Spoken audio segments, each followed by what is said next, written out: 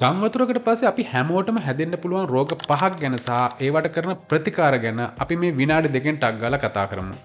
පළවෙනි රෝගය තමයි හමේ රෝග. අපේ හැම මේ වගේ විස බීජ සහ ජරාව සහිත වතුරකට ගොඩ වෙලාවක් ආවරණය වෙලා තිබුණාම අපිට හැමේ ආකාර දෙකක රෝග ඇති වෙන්න පුළුවන්. පළවෙනි ආකාරය තමයි ඇලර්ජික් රෑෂ්. මේ ඇලර්ජික් රෑෂ් ඇති වෙන්නේ අපේ හැම අර වතුරත් එක්ක එන කිමිකල් රසායනික ද්‍රව්‍ය අන්න ඒවට ආවරණය වුණාම අපේ හැම කසන්න අරන් ඒක ආසාදනය වෙන්න බලනවා. ඉතින් මේකට කරන්න ඕන අපි එහෙම ආවරණය වුණාම මේ වගේ වතුරකට අපි මේක හොඳ පිරිසිදු වතුරෙන් හොදන්න ඕන. හැබැයි මතක තියාගන්න ඕන දෙයක් තමයි සැර සබන් ಜಾති වලින් හොදන්න හොඳ නෑ. ඒක එහෙම හේතුවාම ඒ ආසාදනය තවත් වැඩි වෙන්න බලනවා. ඉතින් සබන් වලින් හොදනවා නම් අර සැර අඩු බේබි සබන් වගේ සැර අඩු සබන් ಜಾතිකින් හොදන එක තමයි හොඳ. ඉතින් ඊට පස්සේ මේ හැම ආරක්ෂාකාරී වෙන විදිහට ක්‍රීම් එකක් ගන්න පුළුවන් නම් තමයි හොඳ. ඉතින් අපේ ගොඩක් දෙනෙක්ට එහෙම හැකියාව නැහැ. ඔය ආධාර දෙන අයට පුළුවන් නම් අන්නේ මොයිස්චරයිසින් ක්‍රීම් උත් මේ එක්කම බෙදන්න ඒක ගොඩක් ප්‍රයෝජනවත් වෙයි කියලා මම හිතනවා. දෙවෙනි හැමේ රෝගය තමයි ෆංගල් ඉන්ෆෙක්ෂන්. ඒ කියන්නේ දිලීර ආසාදන.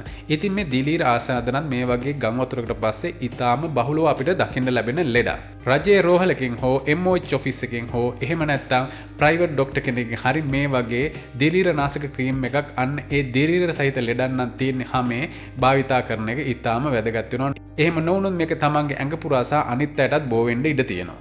ඊළඟ වැදගත්ම ලෙඩේ තමයි පිට ගැස්ම. ඉතින් ඔයාලා පිට ගැස්මට බෙහෙත් විදලා නැත්නම් අවුරුදු 5ක් ඇතුළත ඒ බේද විද ගන්න එක ඊටාම වැදගත් වෙනවා. මොකද මේ වගේ අවස්ථාවකදී පොඩි තුවාල හරහා ඒ පිට ගැස්ම විස බීජ තුවාලගේ ඇඟට ඇතුල් වෙලා පිට ගැස්ම හැදීමේ අවදානකුත් තියෙනවා. ඉතින් ඔයාලා ඒ ගැන මහජන සෞඛ්‍ය සේවා නිලධාරී කාර්යාලයෙන් හෝ රජයේ රෝහලකින් අසා දැනගෙන හෝ අවශ්‍ය නම් ඒ පිට ගැස්මට අදාළ ඉන්ජෙක්ෂන් එක ලබා ගන්න. හරි.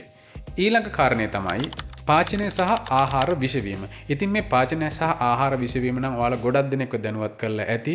මේකට ඔයාලා කරන්න ඕන දේවල් කීපයක් තියෙනවා. පළවෙනි දේ තමයි වතුර උණු කරලා පෙරලා බොන එක. ඒ කියන්නේ වතුර නටන වතුර අඩුම තරමේ විනාඩියක්වත් නටන වතුර තියලා වතුර පාවිච්චි කරන්න.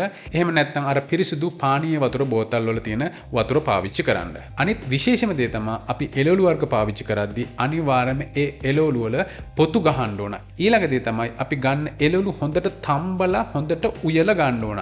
ඒකෙන් අදහස් කරන්නේ අමුයෙන් එළවලු ගන්න එපා කියන එක. විශේෂයෙන්ම පලා වර්ග එහෙම නැත්නම් සැලඩ් වර්ග මේ දවස්වල කන එක ගොඩක් අඩු කරන්න පුළුවන් නම් නවත්තන්න සති කීපයක් යනකම් ඒකෙන් ඔයාලගේ ඇඟට විස බීජ යන එක වැළකෙනවා. ඒවා හොඳට තම්බලා උයලා ගන්නවා නම්. ඉතින් ඊළඟට ව්‍යාප්ත වෙන්න පුළුවන් අනිත් රෝග තමයි මදුරුවන්ගෙන් බෝ වෙන රෝග, ඩෙන්ගු වගේ රෝග. ඉතින් ඒ ගැන නම් අපි ගොඩක් දේවල් දන්නවා. අපි මොනවද කරන්න ඕන සහ මොනවද කොහොමද වැළකෙන්න ඕන කියන එක. ඊට අමතරව මාරාන්තික රෝගය තමයි මීඋණ. මම මේ මීඋණ ගැන නම් වීඩියෝ එකක් සම්පූර්ණයෙන්ම කරලා තියෙනවා. මෙන්න මේ වීඩියෝ එකෙන් ඔයාලට මේ මීඋණ ගැන සියලුම දේවල් දැනගන්න පුළුවන්. ඒ වගේම පරිස්සම් වෙන්නේ කොහොමද, ඒකට ප්‍රතිකාර කරන්න කොහොමද කියලා. ඉතින් ඔයාලා මේ වගේ තවත් වීඩියෝස් වලින් දැනුවත් වෙන්න කැමති නම් අපිව ෆලෝ කරලා සබ්ස්ක්‍රයිබ් කරලා තියන්න. එහෙනම් අලුත් වීඩියෝ එකකින් හමු වෙනතුරු ඔයාලා හැමෝටම සුබ දවසක්.